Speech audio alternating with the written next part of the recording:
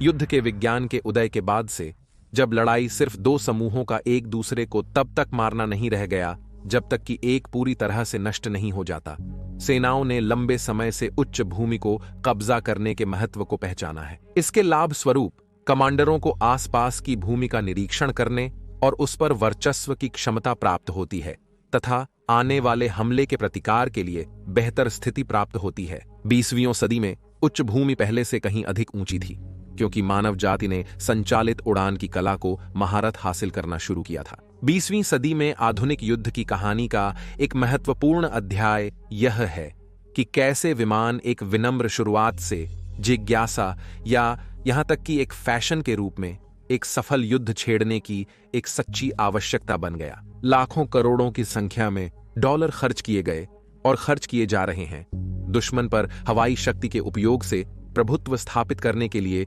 दुनिया ने जो सबसे उन्नत विमान देखे हैं उन्हें उत्पादित करने के लिए। हालांकि हवाई शक्ति के उपयोग का एक हिस्सा दुश्मन को उनकी अपनी युद्ध विमानन संपत्तियों के उपयोग से वंचित करना है। यह वायु श्रेष्ठता लड़ाकू विमानों का क्षेत्र है, युद्धक विमान जिनका एकमात्र उद्देश्य विरोधी विमानों को आकाश से साफ करना है ताकि मित्र विमान टोही करने, परिवहन कार्य करने और निश्चित रूप से बमों के साथ जमीन पर दुश्मन को नष्ट करने के अपने कार्यों में जा सकें। 20वीं सदी और उसके बाद के कई हथियारों की तरह वायु श्रेष्ठता लड़ाकू विमान का जन्म प्रथम विश्व युद्ध के अखाड़े में हुआ था और खाइयों के कीचड़ और खून के ऊपर आकाश में। आज के एपिसोड में हम संघर्ष के सबसे पहले दिनों में वायु युद्ध में कुछ प्रारंभिक प्रयोगों की जांच करने जा रहे हैं और ये कैसे विकसित हुए जब तक कि अंततः जर्मन इतिहास में पहली बार मित्र राष्ट्रों पर वायु सर्वोच्चता हासिल करने में सफल नहीं हो गए। ये फॉकर्स, कर्ज और वायु सर्वोच्चता के लिए पहली लड़ाई की कहानी है। विश्व के युद्धों में आपका स्वागत है।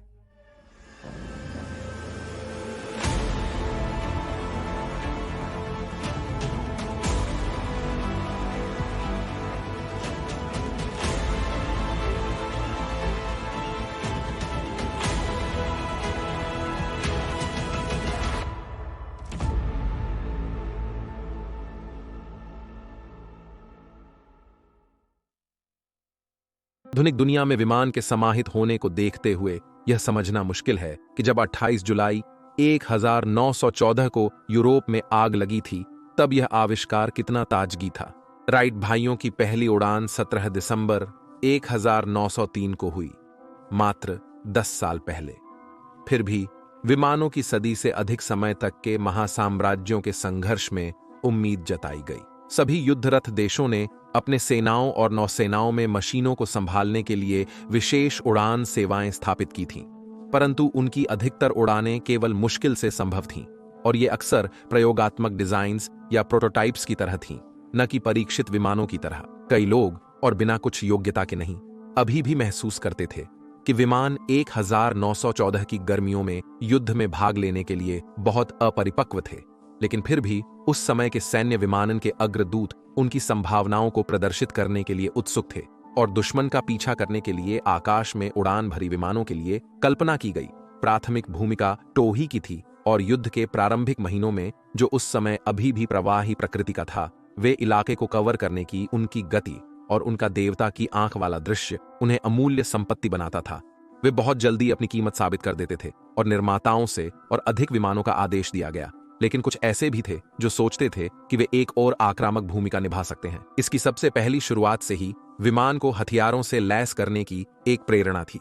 यहां तक कि राइट भाइयों ने 1903 में अपने ऐतिहासिक विमान के संस्करणों को मशीन गन के साथ लैस करते हुए चित्रित किया था। 1914 तक बहुत हल्के हथियार दिखाई देने लगे थे, जैसे कि पायलट या उसके पर्यवेक्षक द्वारा किनारे से फेंके गए 20 पाउंड के बम, लेकिन ये अक्सर प्रारंभिक विमानों पर गंभीर प्रदर्शन दंड लगाते थे।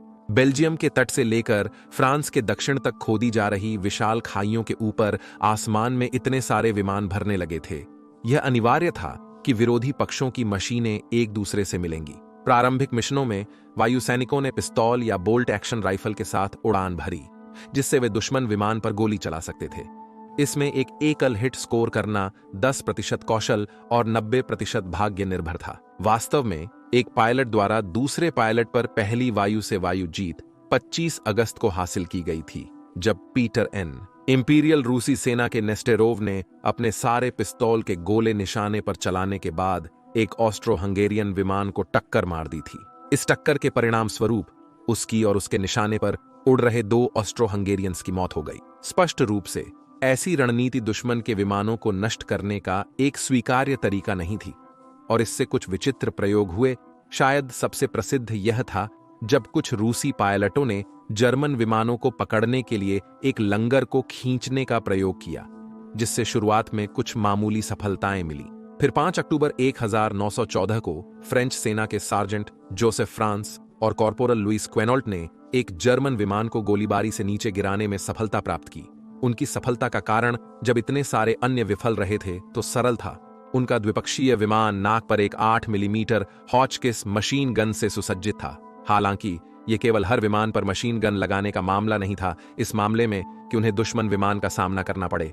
कई विमान हथियार और इसके गोला बारूद के वजन को नहीं उठा सकते थे, जिससे नए अधिक शक्तिशाली मशीनों की बढ़ती मांग हुई। निशाना लगाने की बात थी।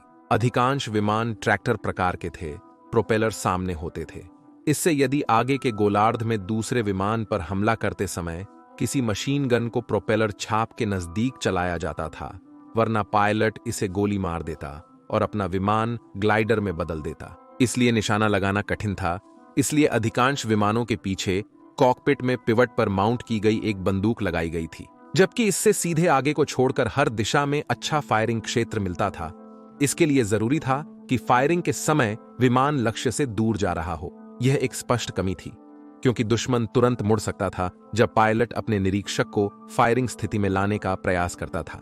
वैकल्पिक रूप से पुशर प्रकार के विमान थे, जैसे कि फ्रांस एंड क्वेनोल्ड का वॉयसिन। इनमें प्रोपेलर के आसपास फायरिंग की समस्या नहीं थी, ताकि पायलट और निरीक्षक सीधे हमला कर सके।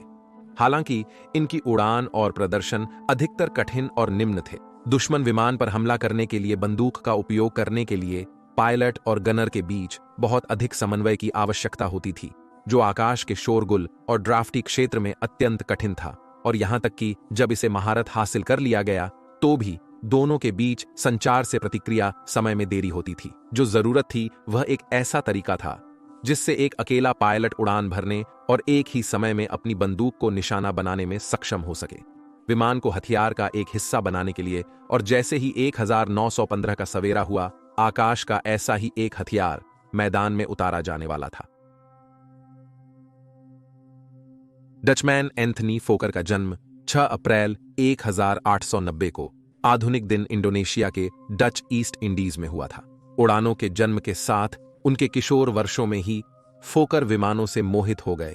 खासकर फ्रांस में राइट भाइयों के प्रदर्शन देखने के बाद 1910 में परिवार ने उन्हें जर्मनी में कार मैकेनिक्स की पढ़ाई के लिए भेजा, पर उनकी रुचि हवाई यात्रा में थी। इसलिए उन्होंने अपना व्यवसाय एयरोनॉटिक्स में बदल दिया और उसी वर्ष अपना पहला विमान स्पाइडर बनाया। स्पाइडर का अंत दुर्भाग्यपूर्ण रूप से हुआ जब उनके एक मित्र ने इसे एक पेड़ में टकरा दिया।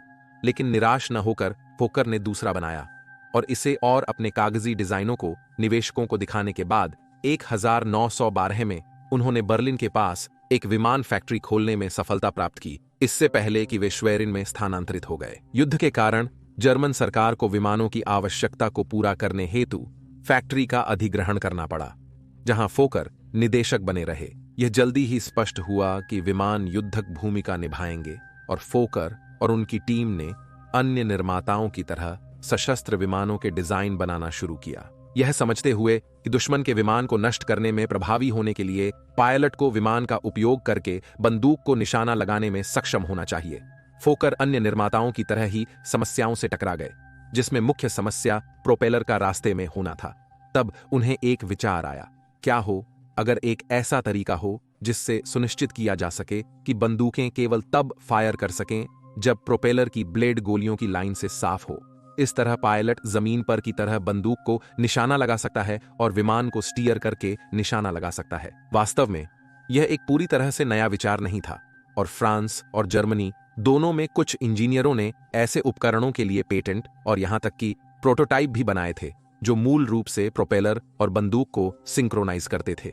लेकिन उनमें से किसी को भी काम करने में सफल नहीं बनाया गया था। फ्रेंच पायलट रोलैंड गैरोस और इंजीनियर रेमंड सॉल्नियर ने मैकेनिज्म बनाने का प्रयास छोड़ दिया और इसके बजाय प्रोपेलर पर आर्मर्ड वेजेस का उपयोग किया, जो किसी गोली को विक्षेपित कर देता। गैरोस ने अप्रैल 1915 में इस नए प्रोपेलर का उपयोग करके 3 को मार गिराया, लेकिन फिर खुद जर्मन रेखाओं में गिर गया। गैरोस की सफलता देखकर जर्मन अधिकारियों ने आर्मर्ड वेज प्रोपेलर डिजाइन की नकल करने का प्रयास किया, मानते हुए कि यह उनकी समस्या का हल है, लेकिन इसके बजाय इसने अन्य कई समस्याओं को जन्म दिया। सबसे पहले, आर्मर्ड वेजेस प्रोपेलर शक्तिशाली जर्मन गोला बारूद से बचने में कमजोर थे, जो उन्हें अधिकतम वेग से मार रहे थे।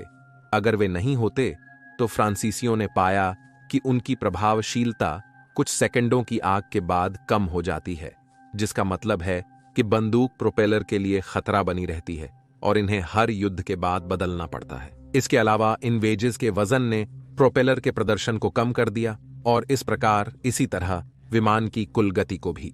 फोकर उन इंजीनियरों में से एक थे जिनसे जर्मन विमानों के लिए वेजेस की नकल करने के लिए संपर्क किया गया, पर वे प्रभावित नहीं हुए। उन्हें लगा कि इंजीनियरिंग काम लापरवाह और अकुशल था। 48 घंटे बाद उन्होंने अपनी डिजाइन के लिए एक सिंक्रोनाइजेशन सिस्टम के साथ जर्मन अधिकारियों से संपर्क किया।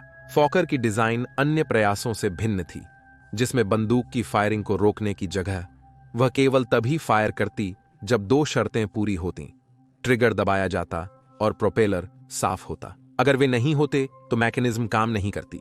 प्रोपेलर गुजरता रहता जब तक सभी वापस जगह पर नहीं आ जाते और हथियार फायरिंग शुरू होता। पहले यह सोचा जाता था कि उन्होंने 48 घंटे में स्क्रैच से सिस्टम को डिजाइन किया, शायद गैरस के विमान में छोड़े गए सॉल्नियर के डिजाइन से प्रेरित होकर। लेकिन अब स्वीकार किया जाता है कि वे गैरस के शूट डाउन से पहले ही काम कर रहे थे।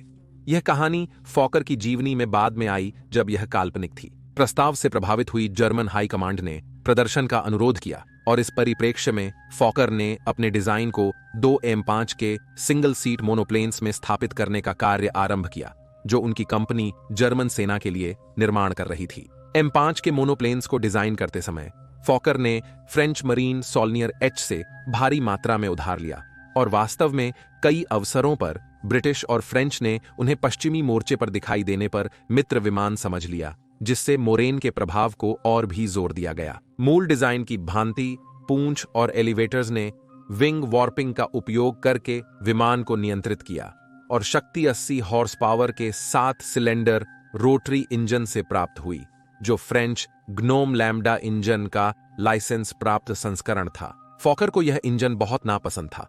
उन्होंने इसे चालाक, अविश्वसनीय, संचालित करने में कठिन और अपेक्षाकृत कम उत्पादन के लिए बहुत अधिक गैस और तेल की खपत करने वाला बताया। लेकिन उस समय के लिए यही वह था जिसके साथ उन्हें काम करना पड़ा। फॉकर ने बंदूक और प्रोपेलर के बीच समन्वय के लिए इंजन से कैम के माध्यम से तंत्र जोड़ा, जो बंदूक की फायरिंग रोकने के समय 2 छड़ों को चलाता था।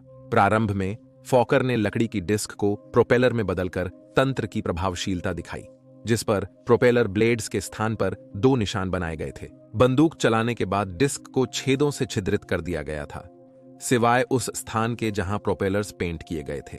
फिर जर्मन सेना ने उड़ान प्रदर्शनों की मांग की और फॉकर ने अपने तंत्र से लैस 2 विमानों को जर्मन अधिकृत पूर्वोत्तर फ्रांस में स्टेने ले गए, जहां 13 जून 1915 को उन्होंने पहले संदेही मोर्चे के अधिकारियों के सामने जमीनी लक्ष्यों के खिलाफ स्ट्रेफिंग रन का संचालन किया। मोर्चे पर अन्य प्रदर्शन भी हुए, जिनमें क्राउन प्रिंस विल्हेम, कैसर विल्हेम के पुत्र, जिन्होंने 5वीं सेना की कमान संभाली थी, शामिल थे। लेफ्टिनेंट ऑटो पार्शॉव ने नए विमान और इसके हथियार को युद्ध में उड़ाने की संभावना वाले मोर्चे के पायलटों की प्रभावना के लिए प्रदर्शन के दौरान फॉकर के साथ जुड़े। फिर भी इन प्रदर्शनों की सफलता के बावजूद कई अधिकारियों के बीच यह खटकती भावना थी कि फॉकर का डिजाइन केवल एक फायरिंग रेंज पर अच्छा दिखेगा और यह युद्ध की कठोरता का सामना नहीं कर पाएगा। इसलिए उन्होंने एक वास्तविक परीक्षण की मांग की, एक ब्रिटिश और फ्रेंच के खिलाफ, जहां सभी संदेह हमेशा के लिए मिट जाएंगे।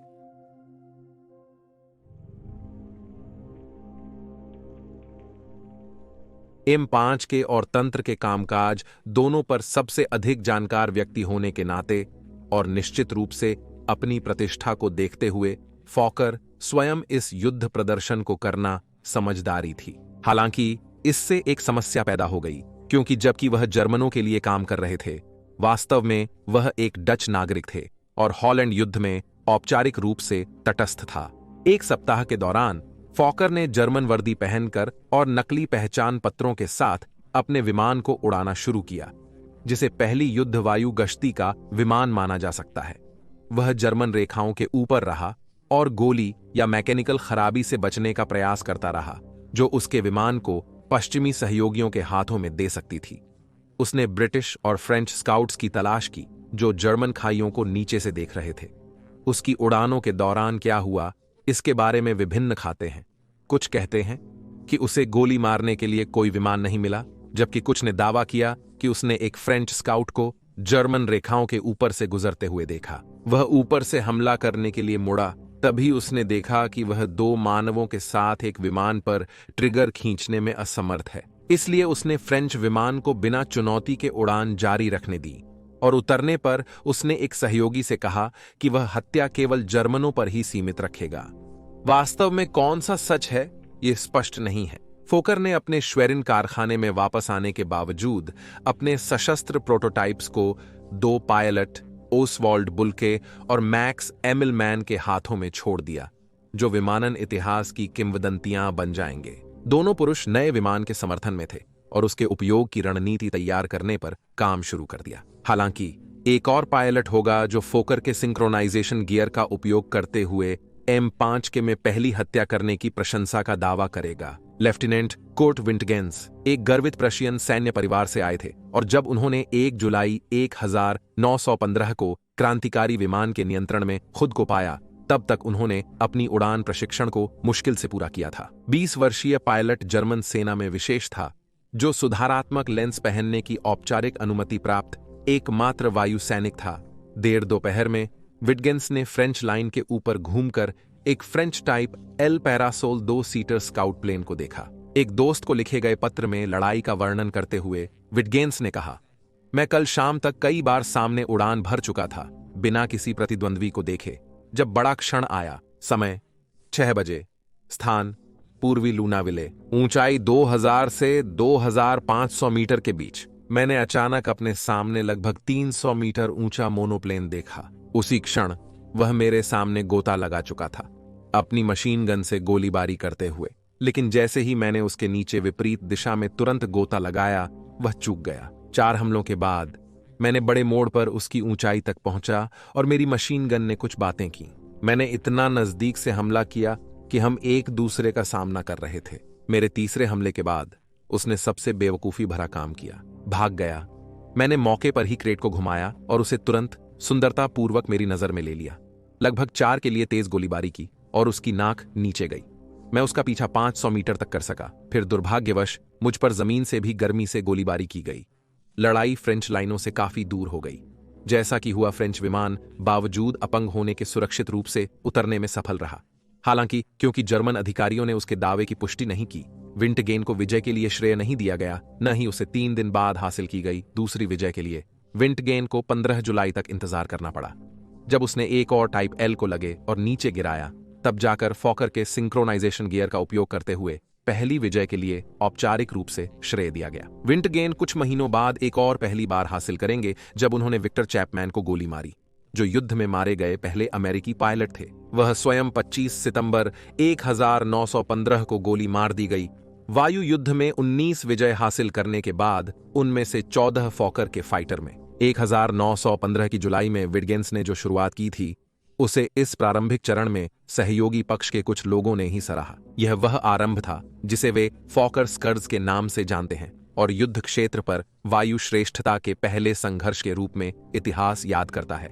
युद्ध के एक नए युग की शुरुआत हो चुकी थी। श्वेरिन में वापस होकर फॉकर को अब अपने क्रांतिकारी डिजाइन के ऑर्डर्स से निपटना पड़ रहा था। पहले अधूरे M5 को नए सशस्त्र डिजाइन में पुनर्निर्मित किया गया। इससे पहले कि पहले लक्ष्य ओरिएंटेड उदाहरण तैयार किए गए। ये विमान अपने पूर्वजों से तब अलग हो गए जब उनके पंख को ऊंचे कंधे से नीचे ले जाया गया। उन्हें मध्य पंख वाले एकल पंख विमान बना दिया गया। को नए सशस्त्र डिजाइन में पुनर्निर्मित किया गया, इससे पहले कि पहले लक्ष्य ओरिएंटेड उदाहरण तैयार किए गए।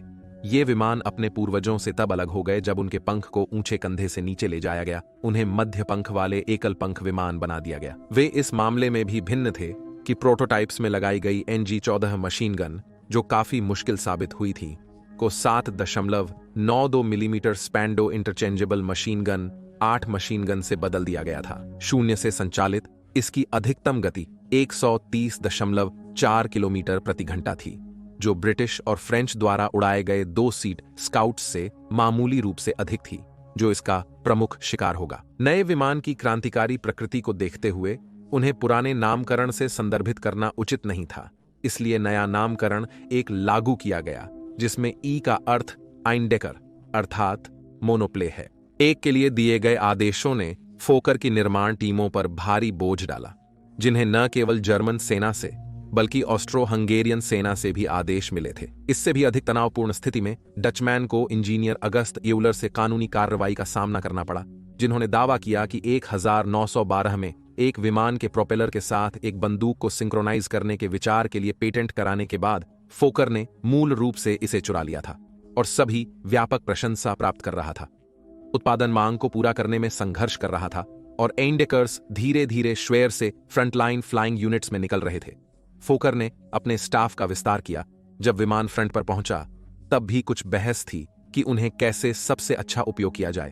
अंततः यह तय किया गया कि एंडेकर्स की एक छोटी संख्या को टोही इकाइयों को सौंपा जाए, आमतौर पर हर 6 में से एक उदाहरण, जो अन्य विमान को सौंपा गया था। वायु युद्ध के लिए कोई औपचारिक प्रशिक्षण कार्यक्रम नहीं होने के कारण शुरुआती महीनों में सबसे अनुभवी पायलटों ने अपनी ड्यूटी के बीच में एंडेकर उड़ाने का काम किया, अपने ज्ञान को साथी पायलटों के साथ साझा करके विशेषज्ञता का एक पूल तैयार किया। ओसवाल्ड बेल्के वायु युद्ध विशेषज्ञ बन जाएंगे, न केवल उनके अंकों के लिए बल्कि उनकी योग्यता के लिए जो उन्होंने मैदानी तरीकों को औपचारिक और सिखाने में दिखाई है। बेल्के की पहली जीत विटगेन के सामने आने के 3 दिन बाद आई, परंतु यह एंडेकर में नहीं थी। 4 जुलाई 1915 को वह अपने निरीक्षक के साथ एक अल्बाट्रॉस C1 उड़ा रहे थे जब उन्होंने एक French type L parasol scout को देखा और प्रबंधन किया। उन्होंने एक विमान को नीचे गिराने में सफलता पाई। 19 अगस्त तक उन्होंने अपनी गिनती को एंडेकर्स के साथ बढ़ाने में विफल रहे, जब तक उन्होंने एक ब्रिटिश द्विपक्षीय विमान को गोली मारी। साल के अंत तक 5 उनके हमले में गिरे।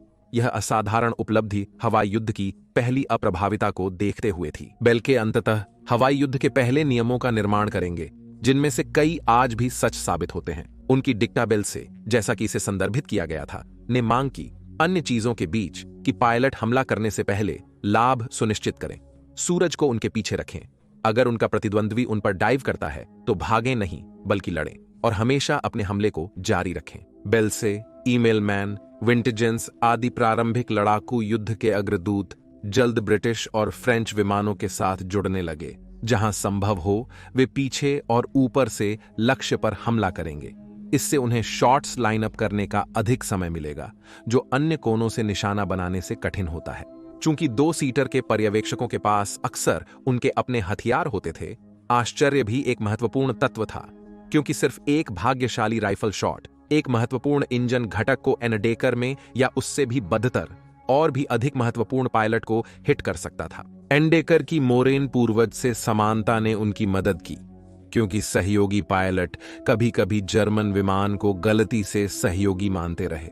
यदि लक्ष्य के पायलट और पर्यवेक्षक ने पीछे से एंडेकर को देख लिया भी, फोकर के तंत्रों को ब्रिटिश और फ्रेंच के बीच अज्ञात कारक माना जाता था।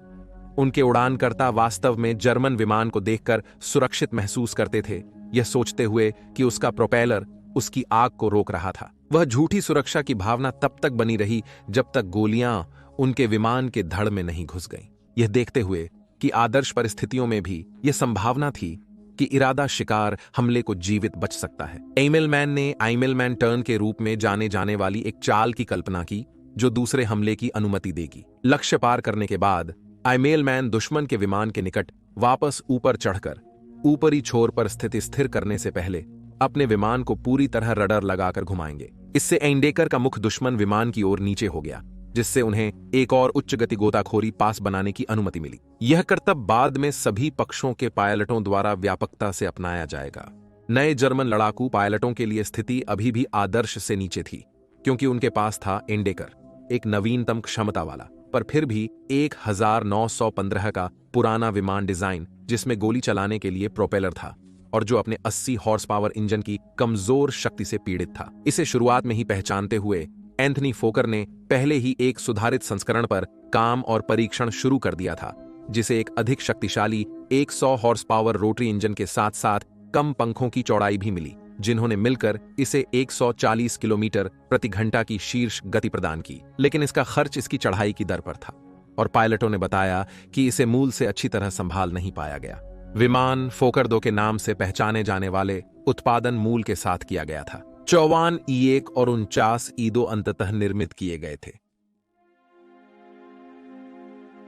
जैसे जैसे नुकसान पिछले महीनों की तुलना में तेजी से बढ़ने लगे, सहयोगी कमांडरों ने महसूस करना शुरू किया कि कुछ नया हो रहा था। एंडेकर्स द्वारा हासिल की गई हत्याओं की संख्या में वृद्धि, मोर्चे पर विमानों की संख्या में नाटकीय वृद्धि से मदद मिली, क्योंकि उनकी उपयोगिता की समझ ने विमान उत्पादन में वृद्धि की ओर अग्रसर किया था, विशेष रूप से ब्रिटेन में। सहयोगी पायलटों के लिए एंडेकर का रूप पौराणिक राक्षस के समान और इसकी क्षमताओं के आसपास रहस्यमयी वातावरण बना दिया गया था। उन्हें नहीं पता था कि कई उनके विमान तुलनात्मक रूप से या शायद अधिक प्रदर्शन कर सकते थे, लेकिन उनकी कमी थी आधुनिक बंदूक, जिसने जर्मन विमान को इतना घातक बना दिया था। और यह घातक था। जुलाई और दिसंबर 1915 के बीच एंडेकर्स ने पहले कभी नहीं देखे गए 88 सहयोगी मशीनों को नष्ट कर दिया। संक्षेप में, एंडेकर्स के संचालन के वहां जर्मनों का हवा पर पूर्णतः नियंत्रण था। उन्होंने वायु सर्वोच्चता हासिल की थी। 1915 के अक्टूबर तक ब्रिटिश कमांडरों ने उनके पायलटों की जर्मन लाइनों के पास उड़ान भरने में होने वाली डर की चिंता व्यक्त की थी, जहां एंडेकर्स के संचालन की जानकारी मौजूद थी और कुछ कार्रवाई की मांग की थी। नीचे कोई मनुष्य की भूमि में हजारों पुरुषों के कत्लेआम के साथ तुलनात्मक रूप से थोड़े से उड़ान भरने वालों की चिंताओं को वरिष्ठ अधिकारियों से थोड़ी सहानुभूति मिली, जिन्होंने हर आदमी से अपना कर्तव्य करने की मांग के साथ प्रतिक्रिया दी। इसलिए कई सहयोगी उड़ान भरने वालों ने अपने हाथों में मामलों को लेना शुरू कर दिया, या तो अपने विमानों को हवाई युद्ध के लिए अस्थायी रूप से अनुकूलित करते हुए या सहयोगी सुरक्षा के लिए तकनीकों का विकास करते हुए। मशीन गन युद्ध के लिए नहीं बनाए गए विमानों, जैसे कि ब्रिटिश BE-2C पर रखे गए थे प्रोपेलर से दूर कोण पर। इसका मतलब था कि आइंडेकर को निशाना बनाने के लिए पायलटों को अपने लक्ष्य के बाएं या दाएं ओर निशाना लगाना पड़ता था। पायलटों ने महसूस करते हुए कि उनकी मौत की संभावना कम है, निर्णय लिया कि वे एक हमलावर आइंडेकर को परेशान करेंगे या उसे दूर रखेंगे। हालांकि विमानों को एंटी फॉकर कार्यों के लिए पुनः आवंटित करने का प्रभाव यह हुआ कि मित्र राष्ट्रों द्वारा किए जा सकने वाले टोही और बमबारी मिशनों की संख्या में भारी गिरावट आई। जबकि इतिहास इस अवधि के दौरान आइंडेकर की मारक क्षमता की प्रशंसा करता है, सच्चाई यह है कि इसका प्रभाव मित्र राष्ट्रों पर इसने जितने विमानों को गिराया उससे कहीं अधिक था। स्पष्ट है कि मित्र राष्ट्रों को आइंडेकर का प्रभावी जवाब की जरूरत थी और फोकर्स को बेअसर बनाने के लिए विमान निर्माण की प्रतियोगिता शुरू हुई थी। समकालन गियर के अपने संस्करण में कमी होने के कारण उन्हें पुराने तरीकों को परिपूर्ण करना पड़ा। फ्रेंच न्यूपोर्ट कंपनी के विमान डिजाइनर गुस्ताव डेलाज ने न्यूपोर्ट 11 विकसित किया, जिसमें पंख के शीर्ष पर लगाई गई एकल लुईस मशीन गन शामिल थी, प्रोपेलर के ऊपर से गोली चलाने के लिए। यद्यपि थोड़ी अजीब है, लेकिन एक कुशल पायलट बंदूक का सही उपयोग सीखने पर एंडेकर्स के रूप में खतरनाक हो सकता था। इस दौरान ब्रिटिश ने रॉयल एयरक्राफ्ट फैक्ट्री FA-2 एक नया पुशर प्रकार का 2 क्रू सदस्यों वाला विमान पेश किया, जिसमें 1 या 2 मशीन गनों से लैस था, जिन्हें लक्ष्य पर घुमाया जा सकता था।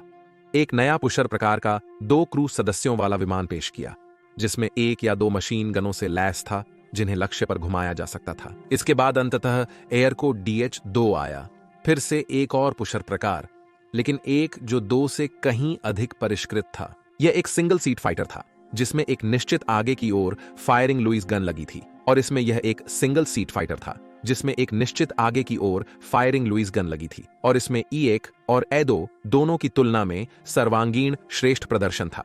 दोनों की तुलना में सर्वांगीण श्रेष्ठ प्रदर्शन था। एंथनी फोकर भी अपने हाथों पर आराम नहीं कर रहे थे और 1915 के अंत तक अपने विमान का एक E-3 संस्करण बनाने के लिए पहले से ही काम कर रहे थे। E-3 में सुधारित ईदो का अधिक शक्तिशाली इंजन, अधिक ईंधन क्षमता और एक पुनः डिजाइन किया गया और अधिक कुशल पंख था। 18 आइनडेकर का निर्णायक संस्करण बन जाएगा और 249 का उत्पादन किया जाएगा, लेकिन दुर्भाग्य से जर्मनों के लिए नए सहयोगी लड़ाकू स्काउट्स के परिचय का मतलब था कि 1916 में जाते हुए इसका लाभ धीरे धीरे मिटता जा रहा था। कुछ E-3 का उपयोग जर्मनों और ऑटोमन सेना के हाथों में रूस के खिलाफ पूर्वी मोर्चे पर लंबे समय तक देखा जाएगा। रूसी विमान आमतौर पर उनके पश्चिमी सहयोगियों की मशीनों से हीन होते हैं, लेकिन 1916 तक स्थितियां इस हद तक बदल चुकी थीं कि अब आइनडेकर्स ही बिना किसी दया के संहार किए जा रहे थे। जब पहला संचालनात्मक ब्रिटिश लड़ाकू विमान अपने स्वयं के समकालन गियर के साथ प्रकट हुआ, उस महीने के अंत में इस प्रकार की कब्र की अंतिम कील ठोक दी गई। फिर से इसे पहचानते हुए भले ही E-3 पर काम चल रहा था, फोकर एक और भी शक्तिशाली और सक्षम संस्करण को डिजाइन कर रहा था। 160 मूल रूप से एक लंबा फोकर E-3 था और इसे 160 हॉर्स पावर के 2 पंक्ति 14 सिलेंडर रोटरी इंजन द्वारा संचालित किया गया था। फिर से एक फ्रेंच इंजन की एक और प्रतिलिपि, इस बार ज़्यात डबल लैम्ब्डा। अधिक प्रदर्शन के साथ शक्तिशाली इंजन का उद्देश्य था एनडेकर को 2-3 मशीन गन ले जाने के लिए सक्षम बनाना, जिससे इसकी आग्नेय शक्ति बढ़ती और अगर एक बंदूक जाम हो जाती तो रिडंडेंसी प्रदान करती, जो उस समय सामान्य थी और पिछले एनडेकर्स को युद्ध से भागने पर मजबूर करती। E-4 ने नए सहयोगी विमानों को भी पीछे छोड़ दिया। U-3 इंजन की सहायता से 170.0 किलोमीटर प्रति घंटे की गति प्राप्त की, लेकिन वो कठिनाइयों से जूझ रहा था। अधिक शक्तिशाली इंजन ने चपलता में कमी लाई, जो विमान युद्ध में महत्वपूर्ण था, जिसे पायलटों ने कुत्ते की लड़ाई के समान माना। कुछ घंटों के उपयोग के बाद इंजन क्षमता खोने लगा, यानी अधिकाधिक रखरखाव की जरूरत, जो मैदानी स्थितियों में संभव नहीं थी। 40-9 E-4 का उत्पादन हुआ था और धीरे धीरे वितरित किया गया, जिससे दिसंबर 1916 में जब अंतिम वितरण हुआ तो वह पूरी तरह से पुराना हो गया था। एक बार फिर एनालिस्टेड का धन्यवाद, जिन्होंने आज के एपिसोड का प्रायोजन किया। हमारे लिंक का उपयोग करके खेल को देखना न भूलें, जो नीचे दिया गया है, ताकि आपको शुरुआती बोनस मिल सके और आप सही तरीके से शुरुआत कर सकें। फॉकर की आपदा शब्दावली का प्रयोग प्रेस द्वारा तब किया गया था जब एनडेकर्स को निष्प्रभावी कर दिया गया था, और तब से इसका उपयोग मित्र देशों के वायु युद्ध के इस अंधकारमय अध्याय का वर्णन करने के लिए किया जा रहा है। उस बिंदु से सभी प्रमुख वायु संचालन में दुश्मन को आकाश से साफ करने के लिए लड़ाकू स्काउट्स का उपयोग शामिल था, और 1916 से आगे डॉग फाइट्स की तीव्रता और जटिलता में वृद्धि हुई। फॉकर और उनकी कंपनी जर्मनों के लिए विमान बनाना जारी रखेगी, और इसमें पूरे युद्ध का सबसे प्रसिद्ध विमान, विशिष्ट एक त्रिपक्षीय, शामिल होगा, जो किंवदंती मानफ्रेड वॉन रिच्टहोफेन, रेड बैरन स्वयं का आधार था। न तो फॉकर और न ही बेल्के या उन शुरुआती लड़ाकू पायलट पायनियर्स में से कोई भी कल्पना कर सकता था कि आने वाले दशकों में वायु युद्ध कैसे विकसित होगा। आज सुपरसोनिक विमान, जो डेटा लिंक कंप्यूटरों द्वारा एक साथ जुड़े हुए टीमों में काम करते हैं और चुपके डिजाइन में निर्मित होते हैं ताकि उन्हें पता लगाना मुश्किल हो, वे पायलट की दृष्टि से कई गुना अधिक दूरी पर दुश्मन के विमानों को आसमान से उड़ा सकते हैं। 21वीं सदी की पहली तिमाही के वर्षों में हम मानव रहित लड़ाकू विमानों की ओर अग्रसर हैं, जो मानव युक्त विमानों के साथ उड़ रहे हैं, उनकी आग्नेय शक्ति को दोगुना कर रहे हैं, छलावा कर रहे हैं या जरूरत पड़ने पर स्वयं को बलिदान कर रहे हैं। यह सब फॉकर और आइनडेकर्स के साथ शुरू हुआ था।